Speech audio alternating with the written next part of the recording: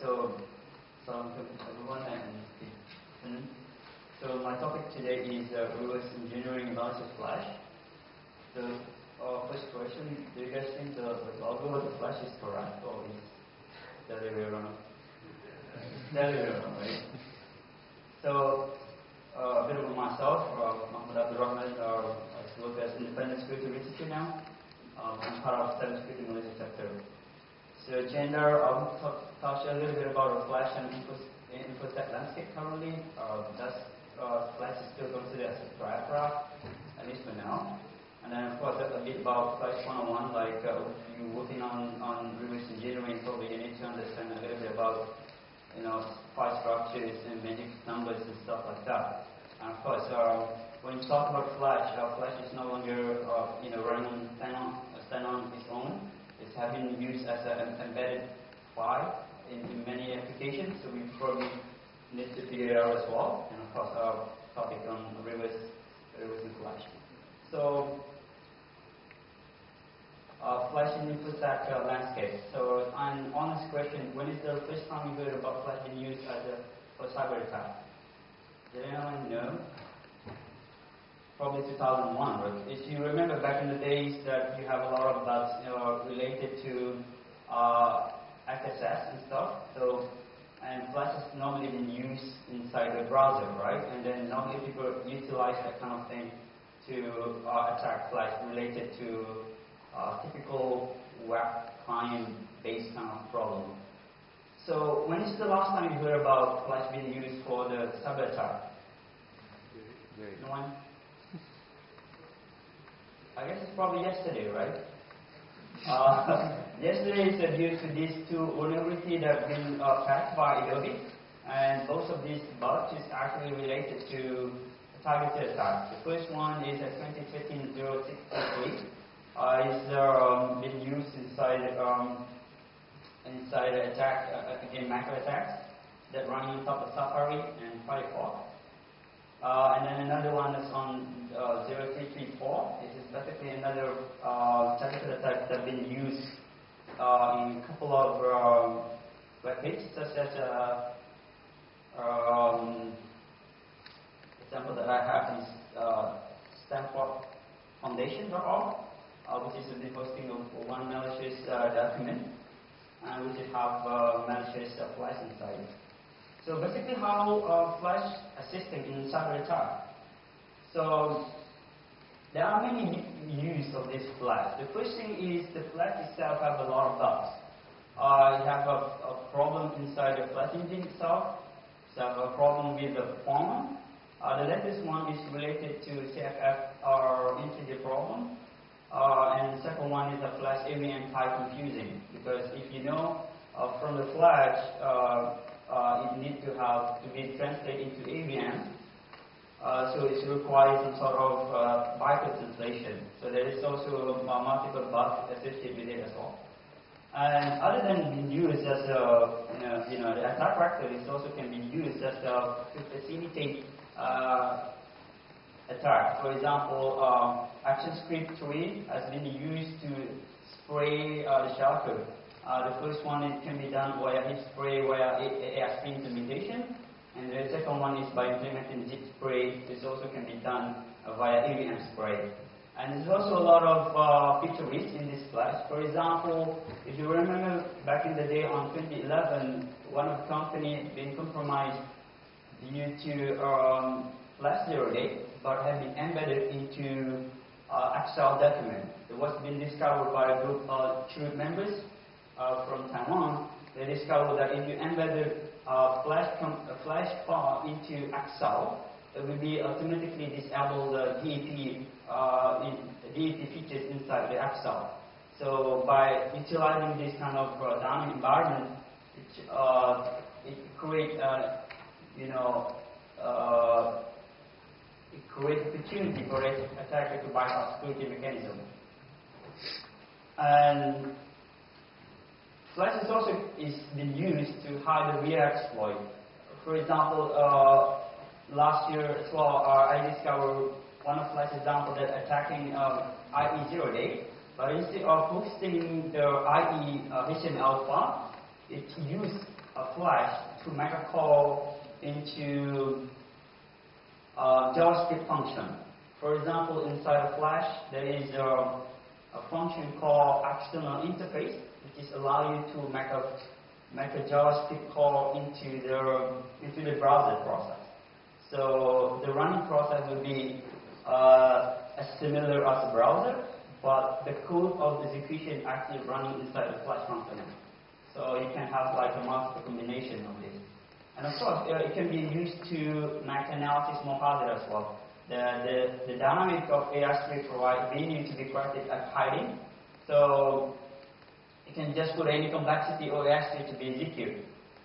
This is something like a problem with the JavaScript as well. But it's running on Flash. So if you take a look at the recent zero-day targeting CFR, or in the recent month, I think probably last year on December, we discovered about this zero-day attack targeting multiple web pages. The first one that discovered about this attack is basically they pointed out that the page of the CFR.org has been hosted for one of our Flash. So you have, one is of HTML file, and then I tried to search a similar pattern, and I discovered another web page is also being compromised, and then hosting the same zero-day. But we discovered that the zero-day is basically is not inside the Flash, because we are thinking this must be a Flash zero-day, but it's basically IE zero-day. But the Flash has been used to hide the payload. And then it's also been used to fingerprint your browser. And then when you have a fingerprint your browser, you can probably craft your shell to better target your OS version, and also about getting the ROP code in depending on which browser that you are running. So this is one of the pages that I discovered. This is targeting Google. Again, I didn't have any attribute to who is actually attacking this, but this is page that is hosting exploit. So you have like inside in that page. This is also quite interesting. It is being consistently to be sort of source of my zero-day collection by just monitoring all these suspicious and also high-rank kind of free. Movement, something like Uyghur, Tibetan, a couple of high-profile things, so you can collect certain things. So on this particular page, inside the Uyghur index page, I have like a link pointing to HPW2013, and inside the HTML is also loaded another news.html. News.html is basically the zero-day, which is targeting IE8, and then news.html actually load another 2day.swr. And this particular code over here, you see the way they call the Flash. Normally they have like something, you have like embedded source or something, and when they target in IE, they start using a different approach.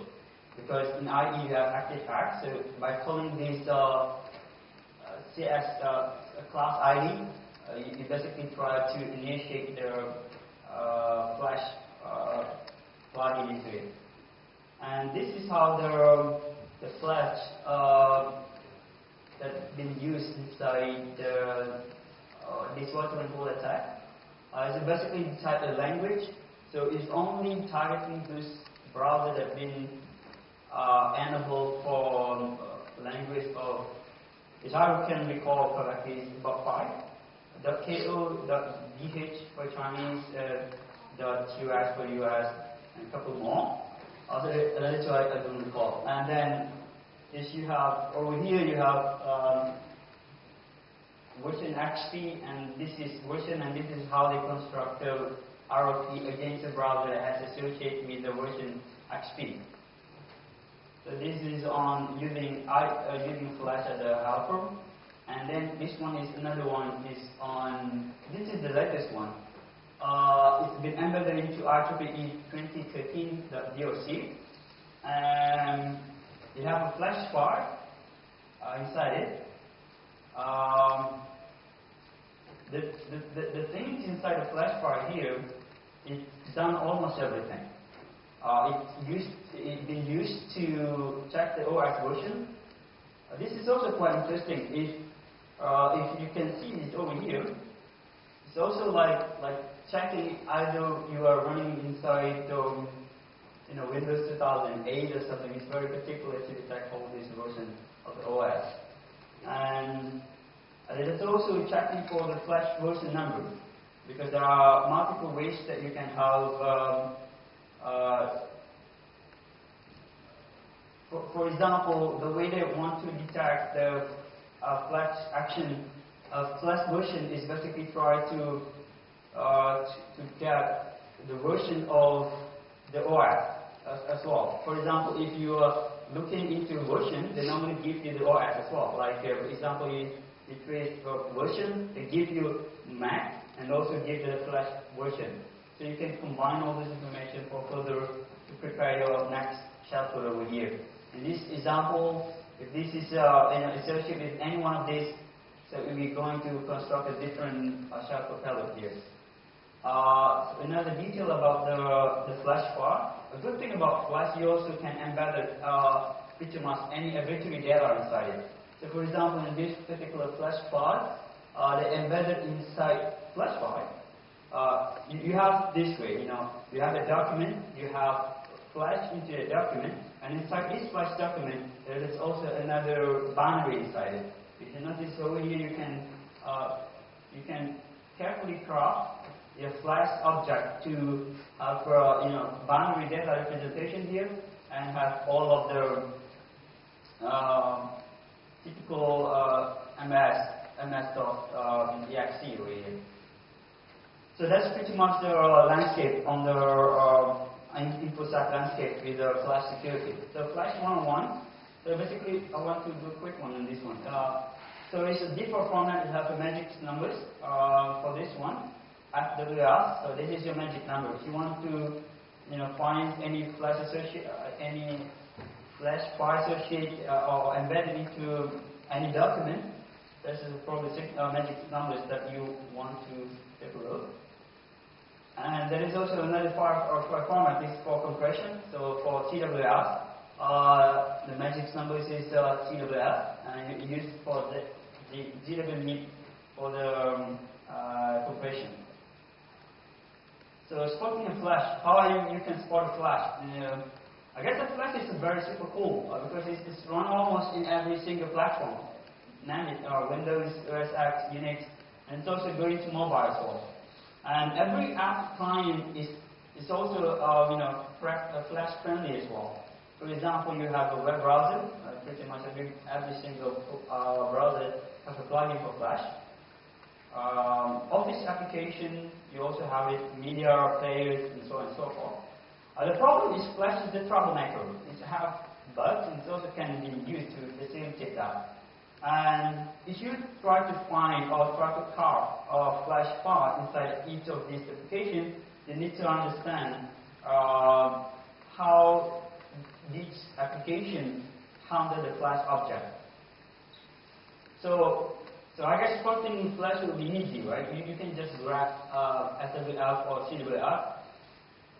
Well, I guess it depends. If, for example, if you try to look inside a PDF file structures, this is the way that you're going to need to be able to detect this one. Instead of trying to look for CWS, you better look into the first object of it. Like if you try to find applications with flash, the next after that is going to be a flash file. But the problem in this case, it's much easier for us to see this because the guy that set up this is kind of not really have any idea how you can play around with the PDF file. Because if you have a PDF file, instead of having this plain without any filter, you can have on top of this file you can hide by implementing some sort of filter. So you won't be able to see this is normal magic numbers anymore. So you need to be able to properly decode whatever been set inside the filter for the PDF document. And after that, you are good to go with a typical reverse engineering on flash. It's the same thing on XLR, on Excel. The thing that you can always look is this object, shortwave flash. This is the way how the Excel recognize and being able to parse for for the flash patterns like this one. Sometimes you get lucky as well. You can still grab CWS or FWS. You can still find it. But the tricky one is over here is basically about the file structures inside Microsoft Office format. For example, if you have Excel, you need to be able to parse all the objects because every single Office document implementing some sort of different file container, they call it OLE. So you need to be able to parse this OLE file first for you to be able to recognize any embedded flash file like this one. How about DOC? It's pretty much similar to Excel, but this one you have like a control flow. So if you can find any control flow inside the document, then you are good to go by just looking into shortwave version numbers. Then right after that, you need to pass again. You need to pass the OLED part, and then so that you'll be able to spot the FWS part. So that is how normally you can spot any flash that is embedded into this particular Office document. So this is kind of silly code that you can do. You open any document file, try to look for all our matrix number. Then from there you can pass all the root directories, and from there you can try to read on every single entry inside the root directory. Then if you can find a matrix number, you just dump the entry. And of course you should probably start to look for the flash matrix number. And how about the browser? So you can just embed the flash into the browser. Sometimes you just get lucky and you can find this. For example, you can just find like embed and put some salt, which is very straightforward.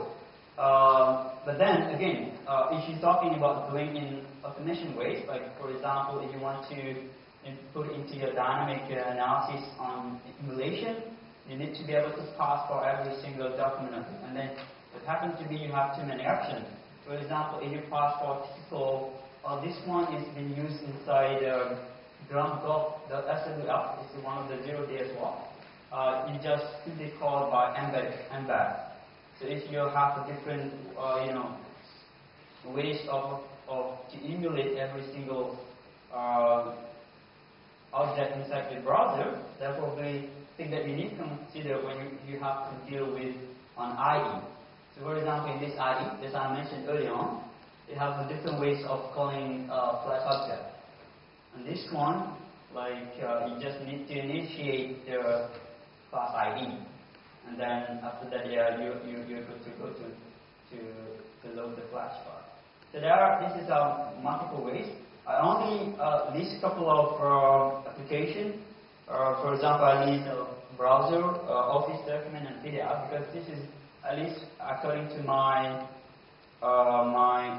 analysis. I just discovered this is probably 3 top ways of embedded flash into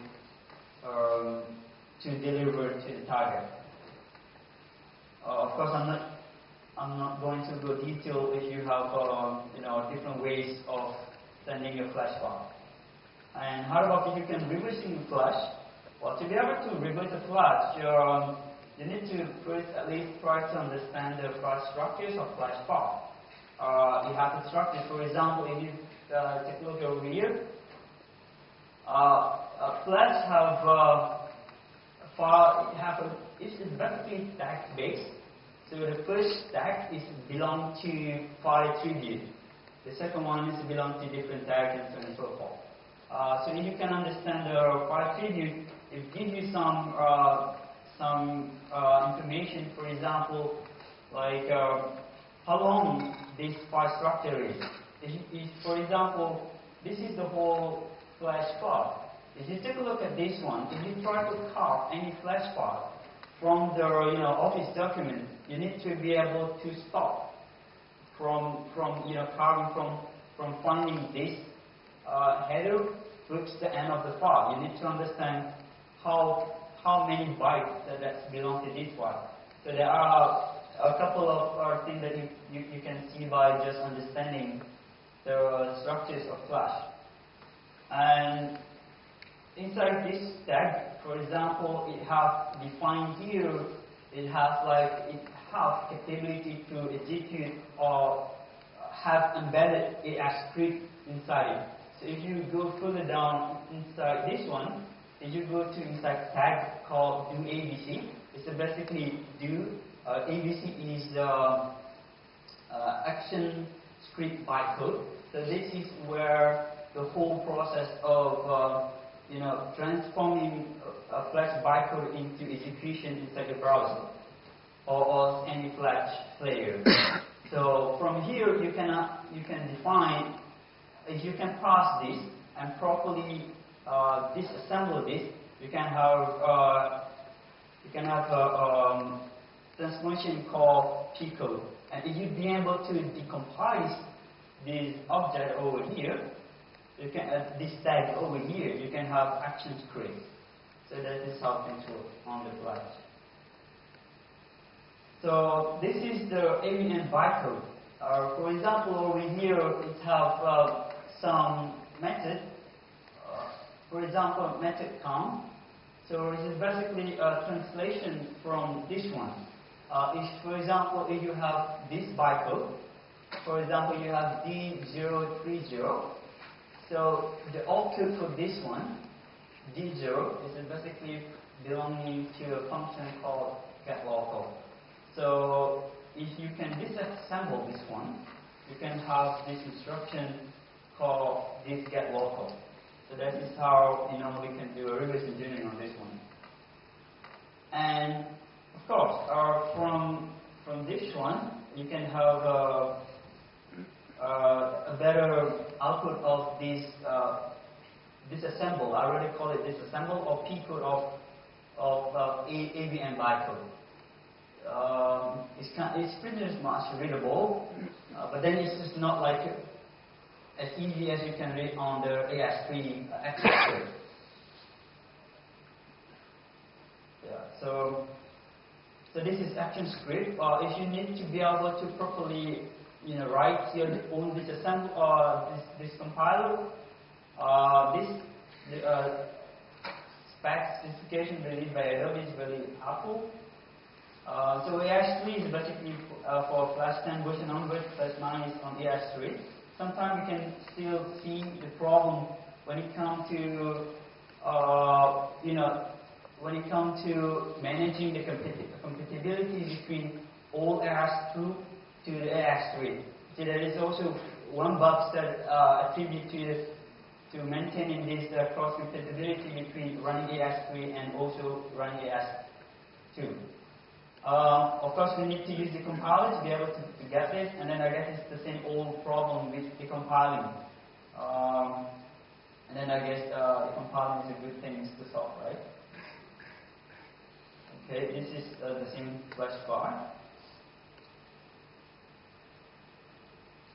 And if you want to understand the bytecode, that is a good document released by Adobe. For AVM to overview. I'm building my own stuff as well on this one. But knowing how things work in Adobe, it's pretty much painful to emulate the whole component of this kind of translation between bytecode and the compiling and stuff like that. So this is basically the translation from bytecode to the AS3. This is pretty much, for me, I just look pretty much the same as P-code or AS3. If you remember hex to B, this is basically try to do some hex to binary data. It's pretty much easy to store over here. Okay, so I guess it's the same. So to completely understand this, so you have Flash file here belong to AVM bytecode. You need to pass this one, and you can have the disassemble bytecode. And from here, you can do the compiling, you can have this kind of the compile AS3. And if you are into research of understanding AVM bytecode implementation, especially when you have interest into virtual machine implementation, there are a couple of good stuff that you can explore. For example, if you play around with a Flash debugger version, you can have almost a detailed process of transforming bytecode Flash bytecode to the P code. So it's very good to understand when it comes to vulnerability analysis on AVM confusion bugs. And you can also can play around with the AVM Plus, which is a kind of open source implementation on Flash engine, which is released by Mozilla, I think. And of course, there are many good libraries if you want to download your own stuff, like AS3 common for ActionScript based, Maxim Loom if you want to do some manipulation on the Flash farm. If you want to play with decoding, disassembling, and decompiling, Flash part, you can try a new tool released by Mozilla called Shumway, which is implementation of Flash inside a JavaScript. So the idea of this Shumway, they don't really want you to install Flash plugin. So they just need to enable JavaScript, and this Shumway will going to execute the Flash bytecode inside a JavaScript interpretation. And if you are kind of into Python, then it's a good library called Fusion Flash. Kind of old, probably last update probably last year, I guess, last 2 years, probably old. But then it's good enough to get an understanding and some grasp when it comes to play around with Flash manipulation in Python. And if you want to play around with the tool, there are tools like HPW2013 Investigator. It's also released by Adobe, and with research on doing some vulnerability analysis on Flash. You can play around with RE tools. And of course, if you want to get a detailed education and so on and so forth, you can always play around with the Flash debugger. I normally use Flash debugger when it comes to debugging zero-day Flash. Because if you talk about try to parsing the Flash file, for example, if you load the latest zero-day against HPW2013 Investigator, it's just simply going to crash it.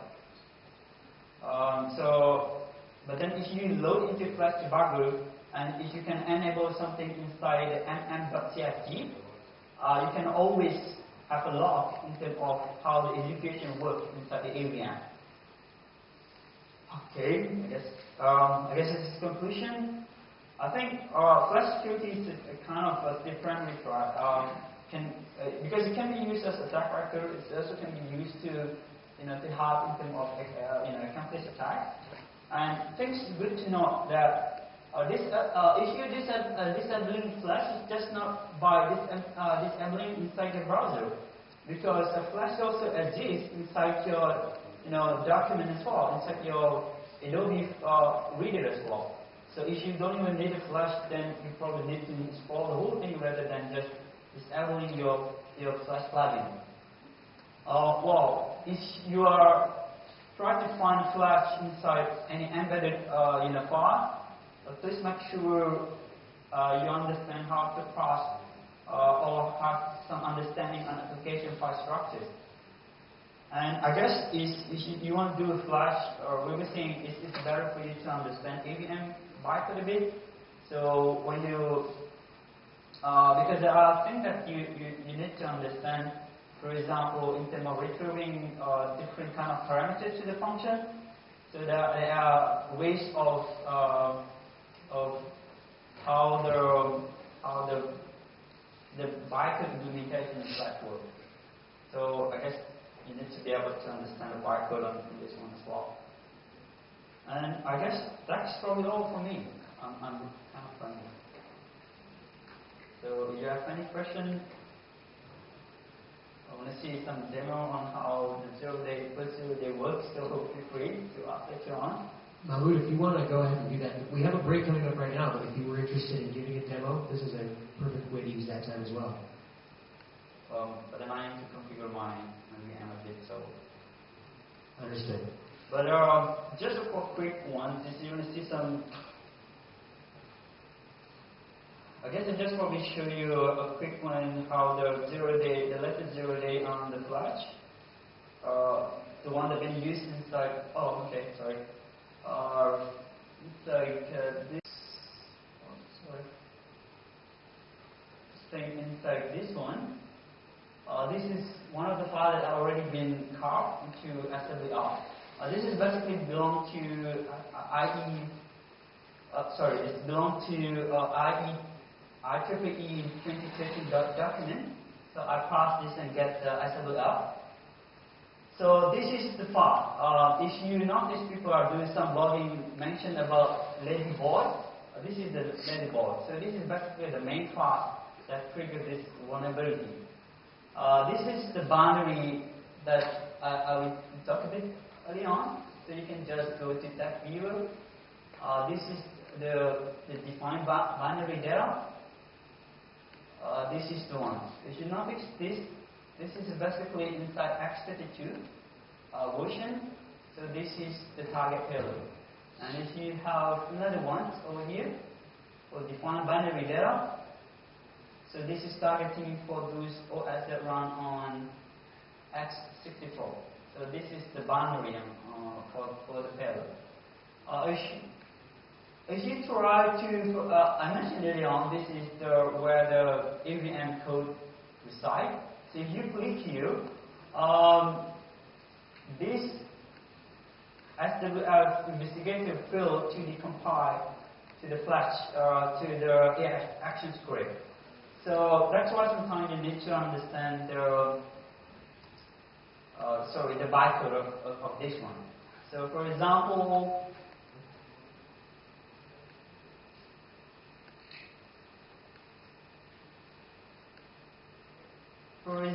if you look at this one, this is how they fingerprint their OS. Just checking some value, you push string, and you pass to the get local, and you pass to this one. And if this valid, go to the level 15. If not, then jump to something else and so on and so forth. And if you want to see the OS version, this is how they put some OS version. Let's try to see how they construct the shell code.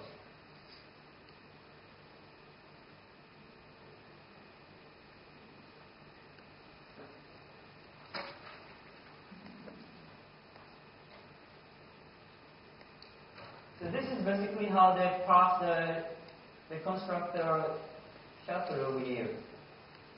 So for example, this is basically the address. So when you call prop void here, you basically pass the argument. So it's basically you write some integers number. So if you have like try to convert, for example, to Python, like you can do like that number to ask with a 16-bit. You can have like basically the address of the 4 byte of assembly address. So for example, this one. This is 4 byte of this. So this value. So this is kind of value that can assembly value that can later on you combine the whole thing here. So you can. This is basically a construction of the shell code. What else that we can see?